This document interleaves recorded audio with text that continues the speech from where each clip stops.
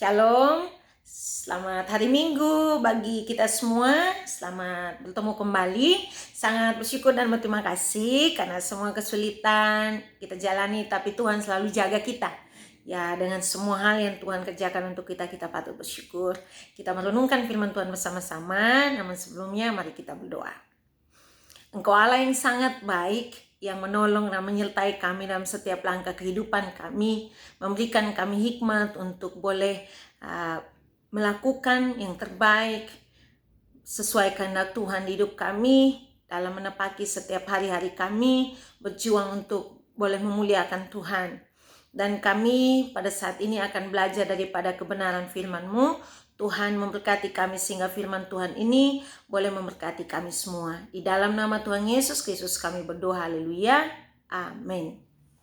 Ya, pada saat hari ini firman Tuhan akan kita baca dari Lukas pasal yang ke-13 ayat 6 sampai ayat yang ke-9. Saya akan membacakannya bagi kita. Perumpamaan tentang pohon ara yang tidak berbuah. Lalu Yesus mengatakan perumpamaan ini, seorang mempunyai pohon ara yang tumbuh di kebun anggurnya, dan ia datang untuk mencari buah pada pohon itu, tetapi ia tidak menemukannya. Lalu ia berkata kepada pengurus kebun anggur itu, sudah 3 tahun aku datang mencari buah pada pohon ara ini, dan aku tidak menemukannya. Tebanglah pohon ini, untuk apa ia hidup di tanah ini dengan percuma? Jawab orang itu, Tuan, biarkanlah dia tumbuh tahun ini lagi. Aku akan mencangkul tanah sekelilingnya dan memberi pupuk kepadanya. Mungkin tahun depan ia berbuah, jika tidak tebanglah dia. Tema kita dari firman Tuhan ini adalah hidup dan memberi buah. Jika kita perhatikan pada bagian firman Tuhan ini menuliskan tentang pohon ara yang tumbuh di tengah-tengah atau tumbuh di antara pohon anggur. Jadi saya memperhatikan apakah pohon ara ini tumbuh karena ditanami oleh pengurus kebun itu ataukah karena sudah ada di situ. Dan ternyata bahasa yang digunakan itu already planted in the vineyard. Artinya bahwa pohon ara ini sudah tertanam, sudah ada di antara pohon anggur itu. Oke. Terus yang berikutnya, ketika pemilik kebun anggur ini datang untuk memperhatikan atau mengambil buah dari pohon ara ini, ternyata tidak ada buahnya. Dan dia bilang kepada pengurus kebun anggur ini bahwa sudah 3 tahun. Nah, menurut salah satu bagian firman Tuhan di dalam Imamat, bahwa untuk tanaman atau tumbuhan yang menghasilkan buah pada zaman bangsa Yahudi itu 3 tahun pertama, hasil buah dari 3 tahun pertama itu biasanya itu tidak dimakan, tidak digunakan. Pada tahun yang keempat itu untuk Tuhan, dan pada tahun yang kelima baru itu akan diambil atau dikonsumsi oleh orang yang menanam itu.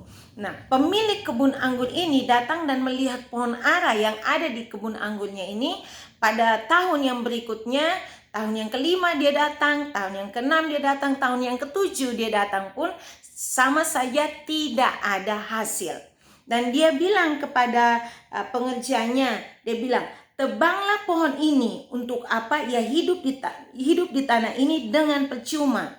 Tetapi orang itu berkata, Tuan, biarkan dia tumbuh tahun ini lagi. Aku akan mencangkul tanah sekelilingnya dan memberi pupuk kepadanya. Mungkin tahun depan ia berbuah, jika tidak, tebanglah dia. Dari bagian firman Tuhan ini saya diberkati dengan 3 hal. Yang pertama, waktu yang diberikan Tuhan untuk umat Tuhan bertobat dan hidup menghasilkan buah. Kenapa? Memang firman Tuhan atau perumpamaan ini kepada bangsa Israel, bangsa Yahudi pada saat itu ya, bangsa Israel. Tetapi ini juga kembali kepada kita yang berkata bahwa kita adalah umat Tuhan. Jadi firman Tuhan mau mengajarkan kepada kita bahwa Tuhan begitu sabar menantikan kita menghasilkan buah. Sama seperti pohon 3 tahun nanti menghasilkan buah tidak dimakan. Terus pada Tahun yang keempat itu untuk Tuhan. Tahun kelima, keenam, ketujuh dikatakan bahwa dia datang setelah 3 tahun untuk dia menantikan untuk 3 tahun itu menantikan untuk ada hasil buat dia, tapi nggak ada sama sekali. Makanya dia suruh untuk apa? Untuk ditebang. Hal pertama yang kita pelajari, kita manusia diberikan kesempatan oleh Tuhan untuk apa? Bertobat.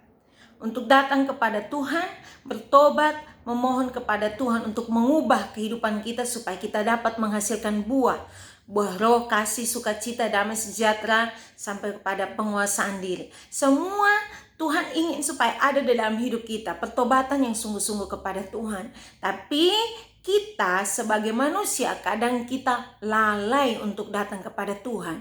Dan Tuhan dengan lewat perumpamaan ini mengajarkan kepada kita bahwa Tuhan memang sabar. Bahkan kata sabar kadang-kadang digunakan dalam Alkitab, long suffering.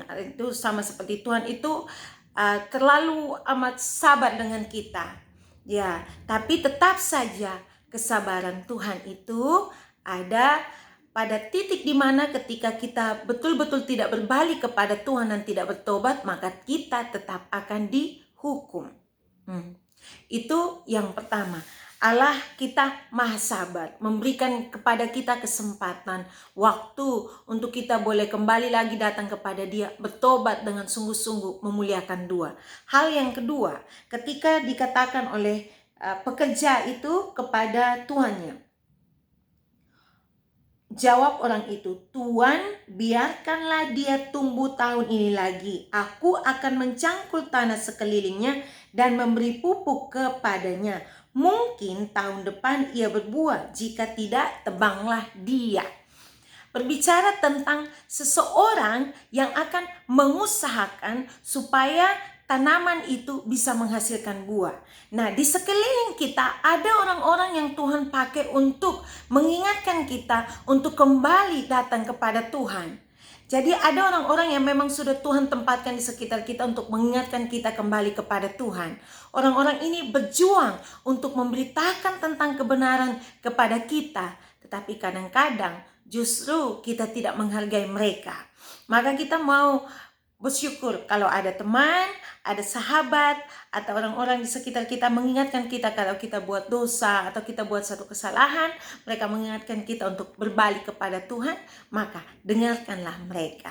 Mereka adalah penolong, mereka adalah pekerja-pekerja yang Tuhan pakai, yang Tuhan panggil, yang Tuhan percayakan untuk ada di sekitar kita dan boleh menolong kita untuk berbalik kepada jalannya Tuhan. Dan yang ketiga, ketika dikatakan oleh pekerja ini bahwa biarkanlah dia tumbuh tahun ini, aku akan mencangkul tanah sekelilingnya dan memberi pupuk kepadanya. Mencangkul digunakan kata I will dig. Artinya bahwa itu akan proses dig atau mencangkul itu melewati proses. Dan setelah dibilang mencangkul, memberinya pupuk. Jadi artinya bahwa hidup kita akan mengalami proses untuk kita bisa sampai menghasilkan buah.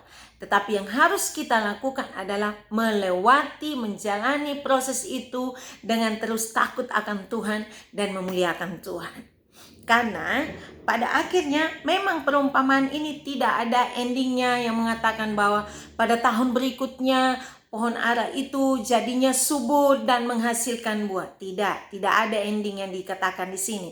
Tapi satu hal yang bisa kita pelajari bahwa kita diberikan kesempatan. Kesempatan diberikan kepada kita, ada proses Tuhan di hidup kita.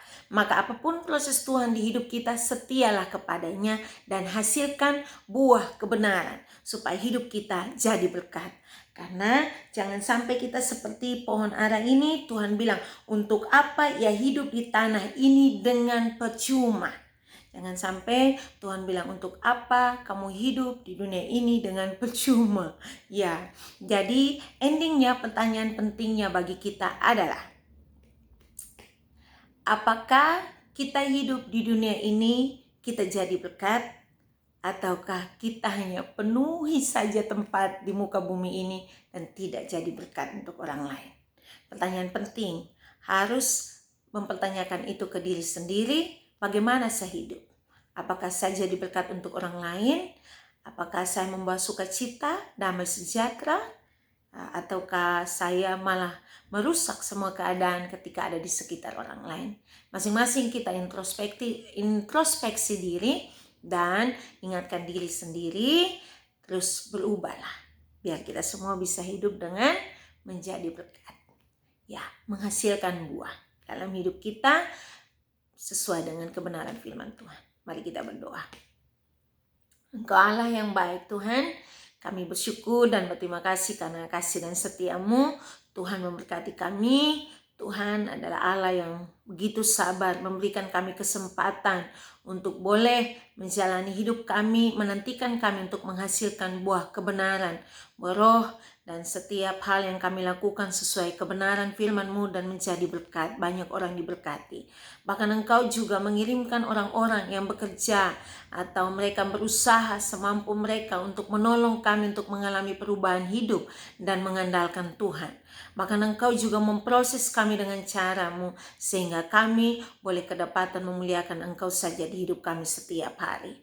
Kami berdoa kepadamu Tuhan sehingga kami boleh jadi berkat. Kami hidup di dunia ini tidak hanya memenuhi tempat dan tidak hanya hidup untuk diri kami sendiri, tetapi benar-benar hidup untuk menjadi berkat bagi orang lain dalam pikiran, perkataan maupun perbuatan kami, agar nama Tuhan dimuliakan dalam hidup kami. Di dalam nama Tuhan Yesus Kristus kami berdoa.